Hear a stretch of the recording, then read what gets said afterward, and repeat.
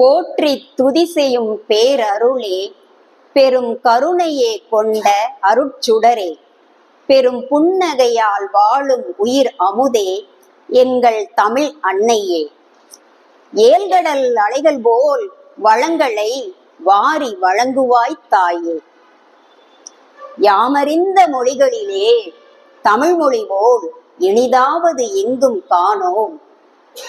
பிறந்து சிறந்த மொழிகளிலே சிறந்தே பிறந்த என் தாய் தமிழுக்கு முதல் வணக்கங்கள். கண்ணீர் மழைக்குத்தான் தமிழ்ச்சங்கத்தில் ஒதுங்கினேன். கால் நனைய காணல் நீராவது காலத்தே வருமா? காத்திருந்த எனக்கு உயிர் நனையும் ஓடையொன்றை பரிசாகத் தந்த வேரூன்றி விழுதோடிய விருட்சமான 70 ஆண்டுகள் பாரம்பரியம் மிகுந்த தமிழ்ச்சங்கத்தில் சாந்தமாய் என் முகம், காந்தமாய் என் குரல் ஒலிப்பதில் பெருமிதம் கொள்கிறேன்.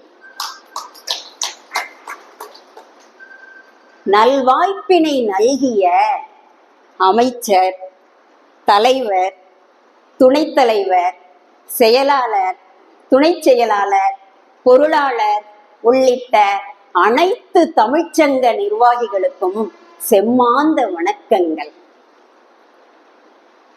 மதிப்புறு பார்வையாளர் மன்றத்தை பார்க்கும்போது எனக்குள் ஓர் ஆச்சரியம். எதிர்ப்புறத்தில் நூலகத்தில் உள்ள புத்தக அறிவை தனது தலையில் சுமந்து அமர்ந்திருக்கும் தமிழ்ச் சான்றோர்களே, நேற்று பெய்த மழைக்கு நாளை குடைபிடிக்கப் போகும் சிறு காளானாய் சிரம் தாழ்த்தி வணங்கி மகிழ்கின்றேன். இலக்கியம் என்ற பெயர் எப்படி வந்தது? பனை ஓலைச்சுவடிகள் தயாரிக்க அதனை அளவாக வெட்டி எடுத்து ஓரங்களை விட்டுவிட்டு நடுப்பகுதியில் எழுத்தாணியால் எழுதப்படும் நடுப்பகுதி இலக்கு எனப்படும். இலக்கில் எழுதப்பட்டதாலேயே இலக்கியம் என்ற பெயர் வந்தது. இலக்கை நோக்கிய பயணத்தில் இலக்கிய தேனி 10 பாட்டு 8 தொகையில் மகிழ்ந்தேனே, பார்புகள் குரல் நெறி நடந்தேனே, ஔவையின் வாய்மொழி தொடர்ந்தேனே, பாரதி தாசனில் திளைத்தேனே, கம்பனின் கவிமலை நனைந்தேனே, கண்ணதாசன் கவிகள் படித்தேனே, மனதிற்கு மருந்து மகிழ்ச்சியை தரும் தமிழ்த்தேனே, என் தாய் அவள் பாதம் நான் பணிந்தேன். அகர முதல எழுத்தெல்லாம் என்னும் முதல் எழுத்தை உங்கள் முன்னே நிறுத்துகிறேன். எழுதும்போது மேலே ஒரு சிறு வட்டம், கீழே பெரிய அரை வட்டம், நடுவில் ஒரு குறுக்கு கோடு, பக்கத்தில் ஒரு செங்குத்து கோடு. இத்தனை சூத்திரங்களை அடக்கிய என்னும் முதல் எழுத்தில்தான் அம்மா உருவாகிறாள். ஒரு தாயின் கருவறையிலேயே 10 மாதங்கள் குழந்தை பராமரிக்கப்படுகிறது. ஒரு பூ அழகெல்லாம் தான் என்றது. ஒரு பெண் அந்த பூவை தலையில் சூடி தானே அழகென்றாள். குயில் ஒன்று பாட்டில் தானே தலைவி என்றது. குழலின் ஓசையும் வீணையின் இன்னிசையும் தன் குரலில் உள்ளது என்றது. பெண்ணோ வீணையை மீட்டும் சாரதையே பெண்ணல்லவா என்றாள். மயில் ஒன்று நாட்டியத்தில் தானே முதல் என்றது. ஒளிவிடும் வண்ண சிறகுகளால் கண்களை நிறைத்தது. பெண்ணோ ஆடலரசி பார்வதியே பெண்ணல்லவா என்றாள். முகில் ஒன்று வானில் நின்றது. மலையென பொழிந்து அனைத்தையும் நிறைத்து கழுவுபவள் தானே என்றது. பெண் பாவங்களை போக்கும் சுரகங்கையே பெண் அல்லவா என்றாள். ஒரு பெண், ஒரு பூ கருவாக உருவாகி கனியாய் கனிவதில்தான் அத்துணை அழகையும் தன்னகத்தே கொண்டுள்ளது. முதல் மாதம் கரு உருவாகி 2வது மாதம் உடல் வருத்தி, 3வது மாதம் உணவு மறுத்து, 4வது மாதம் உடல் மெலிந்து, 5வது மாதம் மூச்சிறைத்து, 6வது மாதம் நீர் சேர்த்து, 7வது மாதம் உணவில் சுவை கூட்டி, 8வது மாதம் நடையாய் நடந்து, 9வது மாதம் வலி அனுபவித்து, 10வது மாதம் உன்னதமான உயிரை கொடுப்பவள் தாய். பனிக்குடத்தில் நீரெடுத்தே வார்த்தெடுக்கிறோம் பொன்குடமாய் விளிர்வதற்கே. அறம் என்னும் நற்செயல்களால் ஈட்டிய பொருளை கொண்டு தூய்க்கும் இன்பமே நிலையானது. அறத்துப்பால், பொருட்பால், இன்பத்துப்பால் முப்பாலும் 2000 ஆண்டுகளாக தானும் கெடாமலும் தன்னை பருகுபவரையும் கெட்டுப்போக விடாமலும் வழி நடத்துகிற குறுக தரித்த குரலுக்கு நிகரானது தாய்ப்பால். இதன் பால் குழந்தைக்கு தேவையான எல்லா ஊட்டச்சத்துக்களும் உள்ளது. பாலூட்டி தாளாட்டி சீராட்டி தலைவாழ் பூச்சூட்டி பாடசாலைக்கு போ என்று சொன்னால் உன் அன்னை சிறைபோல ஏனங்கு நின்றாய், நீ சிந்தாத கண்ணீரை ஏன் சிந்துகின்றாய்? விலை போட்டு வாங்கவா முடியும் கல்வி, வேலை தோறும் கற்று வருவதால் படியும். மலை வாழை அல்லவா கல்வி, வயிறார உண்ணுவாய் போய்வா என் புதல்வி. பாவேந்தரால் பள்ளிக்கு அனுப்பப்பட்ட மழலைகள் 2004ஆம் ஆண்டு ஜூலை 16ஆம் நாள் பள்ளியில் ஏற்பட்ட தீ விபத்தில் உடல் கருகி 94 குழந்தைகளை பறிகொடுத்தோம். பள்ளியில் அடுப்பை பற்ற வைத்தோம். பிள்ளைகள் சாப்பிடவா, இல்லை பிள்ளைகளையே சாப்பிடவா? பற்றி எரிந்தது பள்ளி, பற்றாமல் எரிந்தது பெற்றவள் வயிறு. யானையை தர்க்கம் செய்யவில்லை, அங்குசத்தை மட்டுமே தர்க்கம் செய்கிறேன்.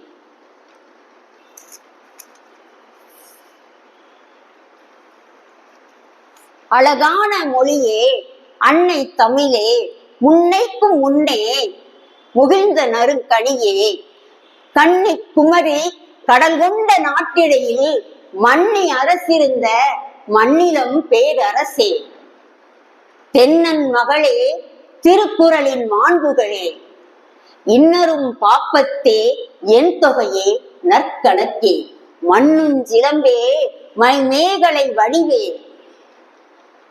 முன்னும் நினைப்பில் முடிதான வாழ்த்துவனை, செம்மொழியே உள்ளுயிரே செப்பரிய நின் பெருமை, என் நாவால் எப்படித்தான் சொல்லிடுவி. உந்தை தனிப்புகளும் முகிழ்ந்த இலக்கியமும் விந்தை நெடுநினைப்பும் வேறார் புகழுரையும்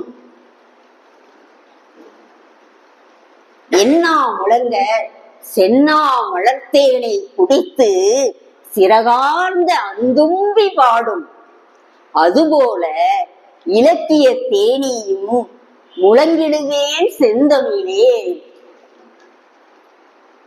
செம்மொழியான தமிழ் மொழியே, கதிர் வெடித்து பிளம்பு விழ, கடல் குதித்து சூடாற்ற,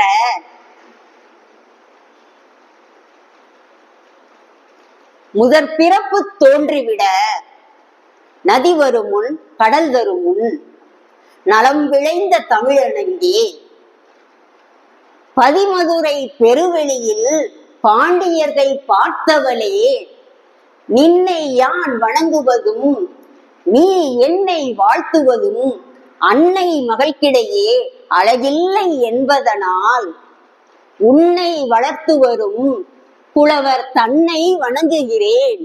தமிழ்ச் சான்றோர்கள் வாழியரே, தமிழ்ச் சான்றோர்கள் வாழியரே.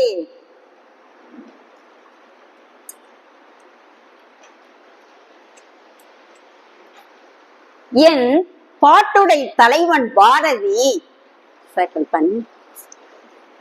என் பாட்டுடை தலைவன் பாரதி மாலை பொழுதில் ஒரு மேடை மீசையே வானையும் கடலையும் நோக்கியிருந்தேன்.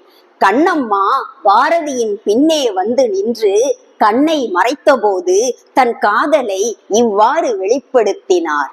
மூளைக்கடலினுள் வானவளைய முத்தமிட்டே தழுவி முகிழ்த்தல் கண்டேன்.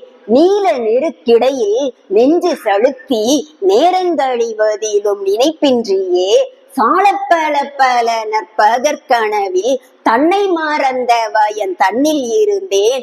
ஆங்க பொழுதிலன் பின்புறத்திலே ஆள் வந்து நின்றனது கண்மறைக்கவே பாங்கினீர் கையிரண்டும் தீண்டி அறிந்தேன். பட்டுடை விசுகமல் தன்னில் அறிந்தேன். வாங்கி வட்டி கையை பேடி கண்ணம்மா மாயமெவரிடத்தில் என்று மொழிந்தேன். சிரித்த ஒளியில் அவள் கை விலக்கியே திரும்பி தழுவி என்ன செய்தி சொல்லென்றேன். நெறித்த திரைக்கடலில் என்ன கண்டிட்டாய்? நீல விசும்பினிடை என்ன கண்டிட்டாய்? திரித்த நுரையினிடை என்ன கண்டிட்டாய்? சின்ன குமிழிகளில் என்ன கண்டிட்டாய்? பிரித்து பிரித்து நிதம் மேகம் அளந்தே பெற்ற நலங்கள் என்ன சொல்லுதி என்றாள். நெறித்த திரை கடலில் நின்முகம் கண்டேன். நீல விசும்பினிடை நின்முகம் கண்டேன். திரித்த நுரையினிடை நின்முகம் கண்டேன். சின்ன குமிழிகளில் நின்முகம் கண்டேன். பிரித்து பிரித்து நிதம் மேகம் அளந்தே பெற்றதுன் முகமன்றி பிரிதொன்றில்லை. என் பாட்டுடை தலைவன் பாரதி தன் காதலை இவ்வாறு வெளிப்படுத்தினார். பாரதியின் தாசன் பாரதிதாசனோ முதியோர் காதலில் புதுமலர் அன்று காய்ந்த புற்கட்டே அவள் மேனி சதிராடும் நடையாள் அள்ளல் தள்ளாடி விழும் மூதாட்டி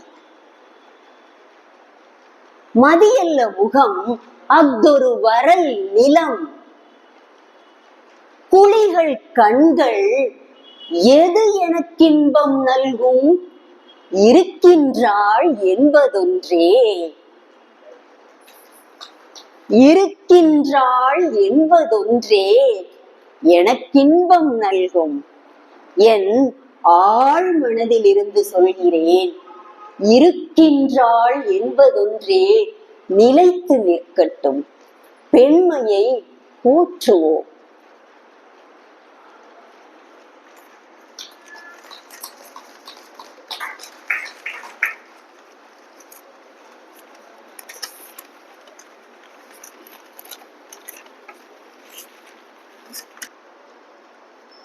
சுடாத மண் பிசைந்து சுட்டு பானையாய் அடுக்கிய கம்பன் இலக்கணத்தில் கெடாத சொல் பிசைந்து கொட்டும் கவியாக்கினார்.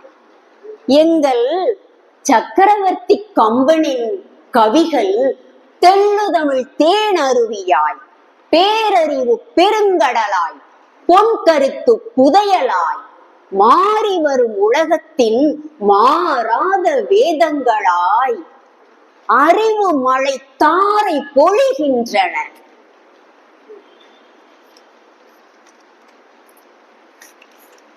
கண்ணித்தமிழ் தந்ததொரு திருவாசகம் கல்லை கனியாக்கும் உந்தன் ஒரு வாசகம் திருவாசகம்.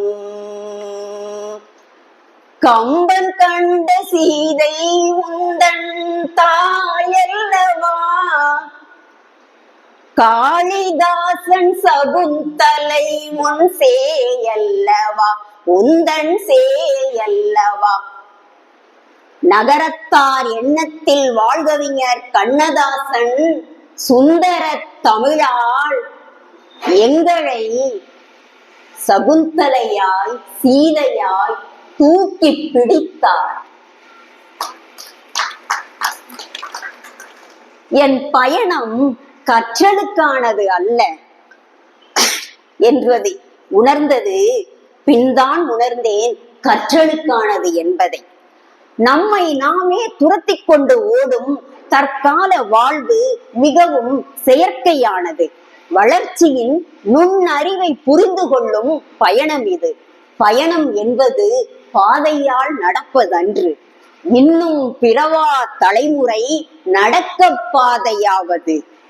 பயணம் என்பது பாதையில் நடப்பதன்று, இன்னும் பிறவா தலைமுறை நடக்க பாதையாவது. பாதை புதிது, என் தமிழ்ச்சங்க பயணம் இனிது.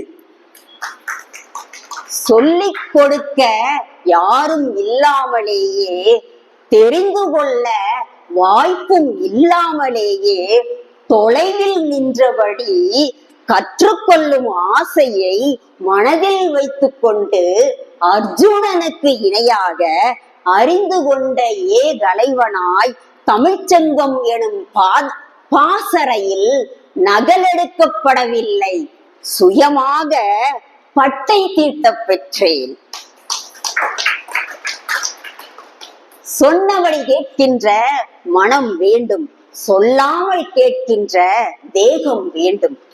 சொன்னபடி கேட்கின்ற மனம் வேண்டும், சொல்லாமல் கேட்கின்ற தேகம் வேண்டும். எனக்கு வேண்டும் வரங்கள் இசைப்பேன், கேளாய் கணபதி மனதில் சலனமில்லாமல். மதியில் இருளே தோன்றாமல் நினைக்கும் பொழுது உன் மௌன நிலை எனக்குள் வர வேண்டும். விதியே விதியின் விதி மாற்று.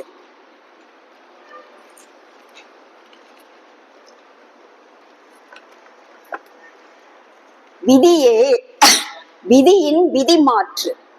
விழிநீர் வேதனை நிலைமாற்று. மதிபோல் வாழ்வில் ஒளியேற்று. மங்களங்கள் பொங்கிட இறையருள் வேண்டி நிற்பேன். சோற்றுக்கு அடகு வைக்க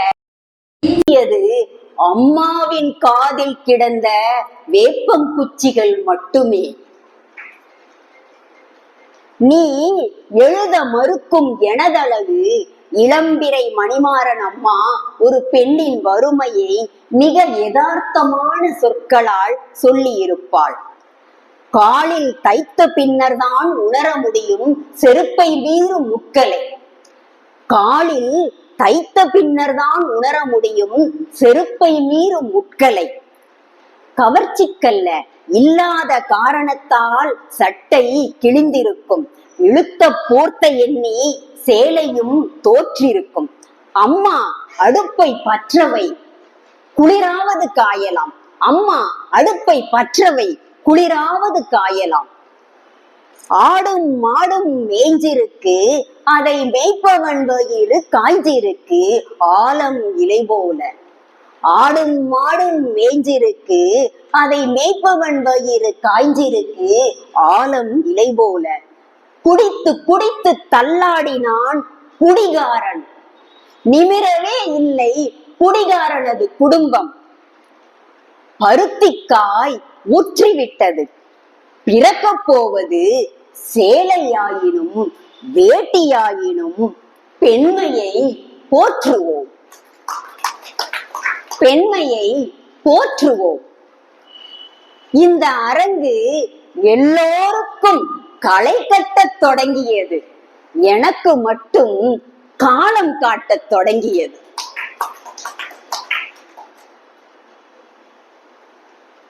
நான் ஒரு எலெக்ஷன் டியூட்டில இருந்தேன். அப்ப தர்மேந்திரான்னு ஒருத்தர் எனக்கு வீடியோகிராஃபரா வந்தாரு. ரொம்ப அவர்கிட்ட எல்லாத்தையும் புலம்பி கொட்டி தீர்த்துட்டேன். இவ்வளவு இன்ட்ரெஸ்டா இருக்கீங்க, நீங்க ஏன் தமிழ் சங்கத்துக்கு போக கூடாது அப்படின்னாரு. அந்த ஒரு வார்த்தைக்காக நான் இங்க வந்தேன். அவங்க மனைவிதான் கல்பனா தர்மேந்திரா போல. அவர் தான் என்னை ஊக்கப்படுத்தினாரு. அவருக்கு என்னோட மானசீக நன்றிகள். என்னைய எல்லாரும் தம் பொண்ணு மாதிரி பாத்துப்பாங்க. எனக்கு அது எவ்வளவு சந்தோஷமா இருக்கு தெரியுமா? நான் இழந்ததெல்லாம் இங்க எனக்கு கிடைச்சிச்சு. மிக்க நன்றி.